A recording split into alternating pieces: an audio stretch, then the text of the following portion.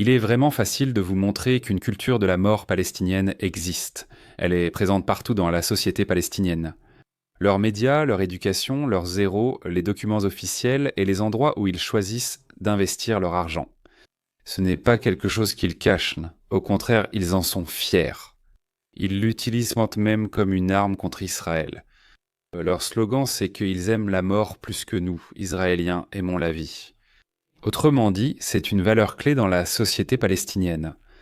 La culture de la mort palestinienne peut être très évidente, mais il y a deux grands problèmes qui empêchent certains d'entre vous de la voir et d'admettre l'évidence. Le premier, c'est qu'en Occident, nous associons le mot culture ou les autres cultures à quelque chose de positif. Les publicités de voyage parlent de découvrir de nouvelles cultures comme si les nouvelles cultures étaient toujours une bonne chose. Mais est-ce vraiment le cas ?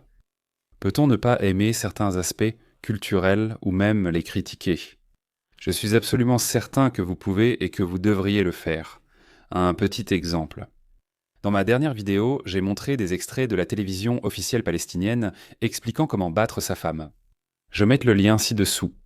Si vous n'avez pas un ensemble de valeurs qui vous sont chères et que vous ne pensez pas avoir le droit de critiquer d'autres cultures, alors comment pouvez-vous défendre les droits des femmes ? Selon cette mentalité, vous êtes censé accepter que les femmes soient battues par leur mari, car cela semble faire partie de la culture palestinienne. C'est justement l'une des raisons pour lesquelles j'insiste sur le droit de critiquer d'autres cultures. Je crois en la démocratie, la liberté d'expression et les droits des femmes. Des valeurs simples et fondamentales, comme je l'ai dit. Dans la majeure partie du monde arabo-musulman, et les Palestiniens en font partie, ces valeurs sont pratiquement inexistantes. Je n'ai aucun problème à les dénoncer pour ça. La raison pour laquelle les gens ne veulent tant pas critiquer d'autres cultures, c'est qu'ils ont peur d'être traités de racistes.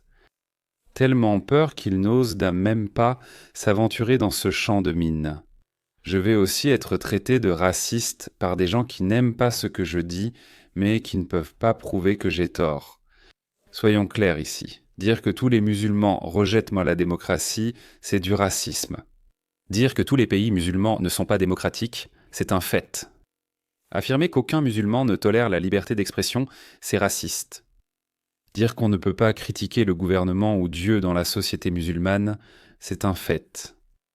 Dire que tous les hommes musulmans traitent mal les femmes, c'est du racisme.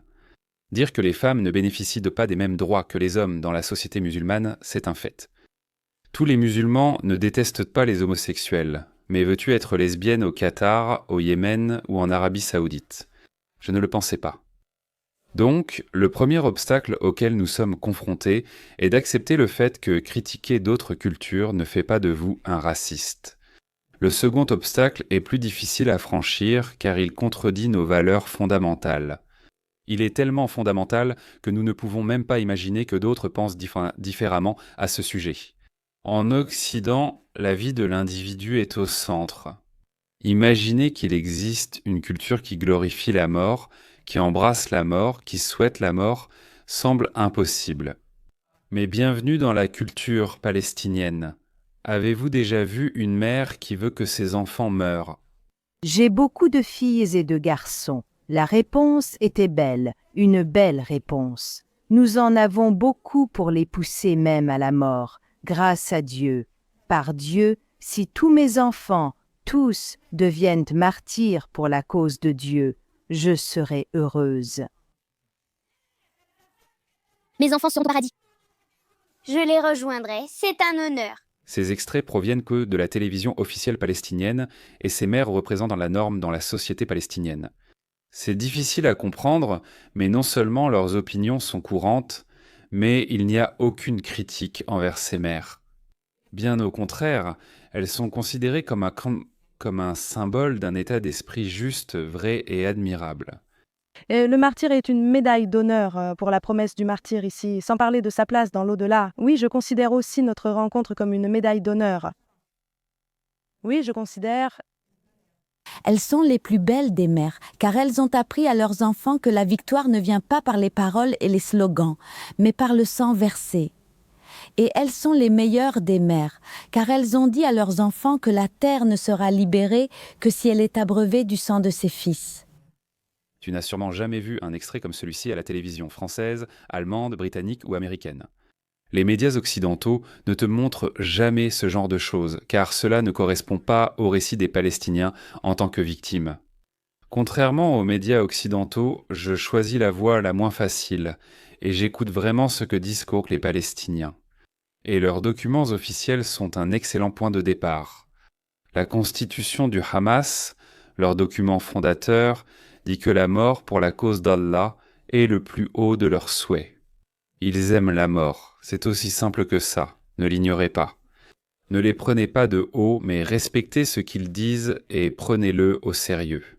Et il est également important de noter que personne dans la société palestinienne ne s'exprime jamais contre cela. Regardez leur chef, Ichi Sinwal. Vous savez quel était son surnom? Le boucher de Kamounès. Et vous savez pourquoi? Parce qu'il a tué des Palestiniens, certains de ses propres mains. Plus vous êtes cruel, plus vous êtes apte à gouverner et plus vous êtes respecté dans la société palestinienne. Ichi Sinwal a dit au début de la guerre que la mort de Palestiniens serait nécessaire pour que l'Occident les voie comme des victimes. Rien de tout cela n'est nouveau. Acre, au nord d'Israël, avait un dirigeant musulman appelé El-Djezar, signifiant le cruel. Et Jaffa avait un dirigeant musulman surnommé Abu Nabot. Nabot est un gros bâton avec lequel on frappe les gens. Je trouve intéressant que les dirigeants musulmans aient des surnoms aussi violents. Les dirigeants juifs, les rabbins, portent souvent le nom du livre qu'ils ont écrit.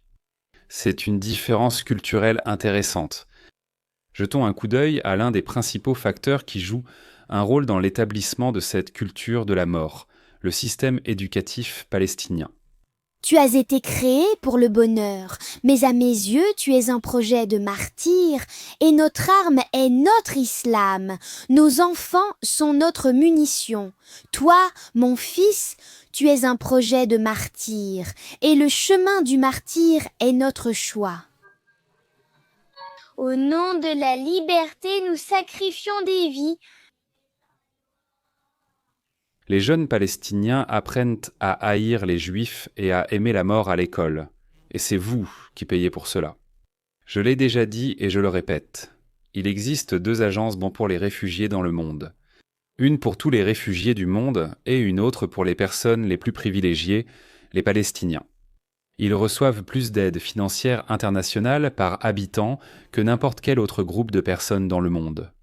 Pourtant, avec tout l'argent de l'Organisation des Nations Unies, ils ne créent ni technologie ni infrastructure. Ils construisent tunnels et missiles. Avec tout cet argent de l'Organisation des Nations Unies, ils financent un système éducatif qui enseigne aux enfants que mourir en tuant des Juifs est la meilleure chose qu'une personne puisse faire de sa vie. Tout cela est tiré des manuels scolaires. Voici Dalal Mughrabi, une héroïne palestinienne bien connue.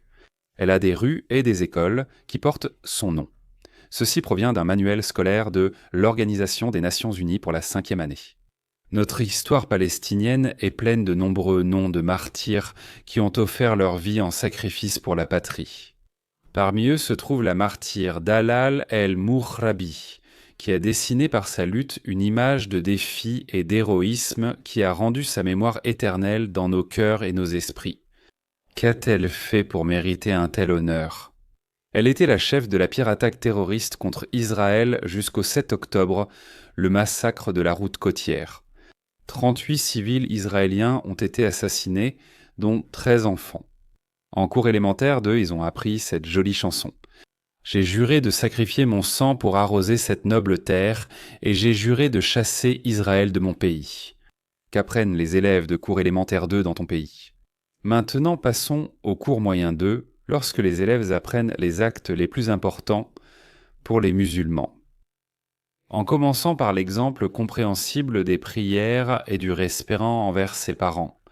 Le hadith énumère le djihad comme la 3e tâche la plus importante à accomplir pour les musulmans. Un autre texte pour les élèves de 5e. Celui-ci ne parle pas de mourir ou de tuer, mais plutôt des infidèles, c'est-à-dire les juifs et les chrétiens. Il est écrit que Dieu traînera les infidèles par les cheveux en enfer comme punition de la part de Dieu. Je pourrais vous donner beaucoup d'autres exemples. En bas, je laisserai des liens vers 2 rapports contenant des dizaines d'exemples sur la façon dont leur système éducatif inculque la haine, la violence et la mort.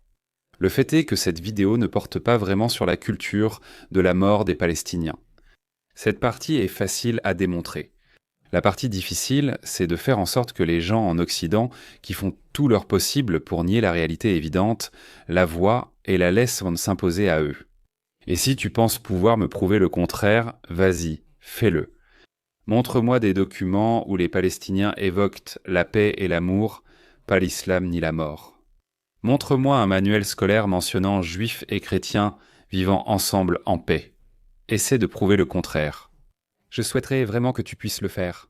Je peux tout à fait comprendre ceux qui ne veulent pas ouvrir les yeux là-dessus, car c'est une réalité effrayante que je montre, une réalité qui contredit toutes nos valeurs occidentales fondamentales. Il est bien plus facile de détourner le regard, d'ignorer cela ou de me traiter de menteur. Et je ne pense pas que cette seule vidéo changera la vie de beaucoup de spectateurs, mais je vais vous dire ceci. Comme pour toutes les vérités difficiles, il vaut mieux y faire face plutôt que tard. Une attaque contre l'Occident commence par une attaque contre les Juifs. C'était vrai avec les nazis, c'était vrai avec les soviétiques et c'est vrai avec les islamistes. Plus vite vous comprendrez cela, mieux ce sera. Merci de partager cette vidéo.